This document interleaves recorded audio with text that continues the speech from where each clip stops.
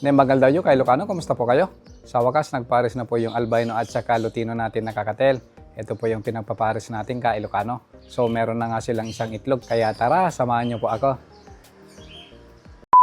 Nemagal daw yung kay Lucano, kumusta po kayo? So meron tayong good news dito sa munting ibunan natin. Yung albino natin at saka yung lutino na kakatil natin kay Lucano, yan, umitlog na sila kahapon. Yan, kaya naglagay na ako ng solat dyan kay Lucano. So ito yung ano natin, albino na dalawa na biniyak natin kay Lucano kasi hindi ko sila mapaitlog, kaya piner ko dito sa lutino na lalaki. So check natin kay Lucano. Nandyan sila sa loob kay Lucano, dalawa sila. So titignan natin kay Lucano. Yan. Nandyan, oh yan kay Lucano. Meron ng isa. So bitlog sila kahapon. So magandang balita na naman yan kay Lucano dito sa munting ibunan natin. Nagpares na sila at tumitlog na nga sila kay Lucano. So bali meron na tayong tatlong proven pair na kakatil kay Lucano. Dalawang pair ng lutino at saka albino at saka si Bruno at saka si Bruna kay Lucano. Ito po yung mga normal na kakatil.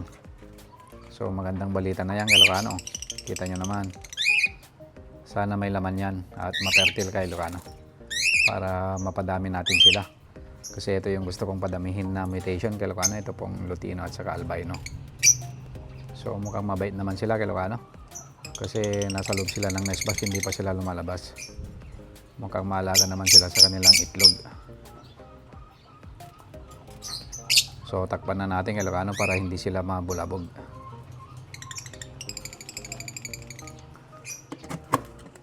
Tapos ito naman kay Lucano, hindi pa sila umiitlog.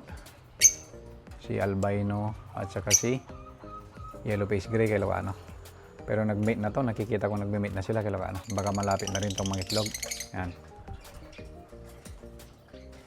So sana mapitlog natin tong dalawang to kay Lucano. Albino at saka yellow face gray, split ino daw kay Lucano.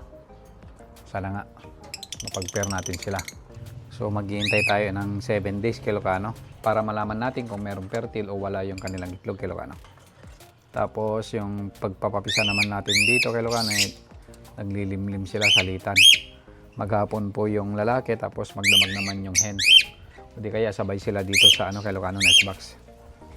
So kailangan natin, parang manok lang din to kay Lucano, kailangan natin ng 21 days para mapisa yung itlog nila. So hopefully, yun nga, gaya ng sabi ko kay Lucano, sana mapertil itong mga itlog nila.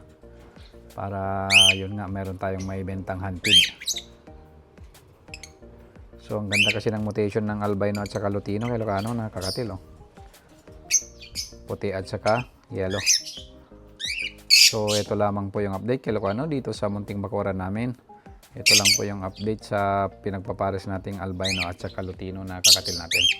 So sa wakas, pair na sila kay Lucano. Good morning, good morning.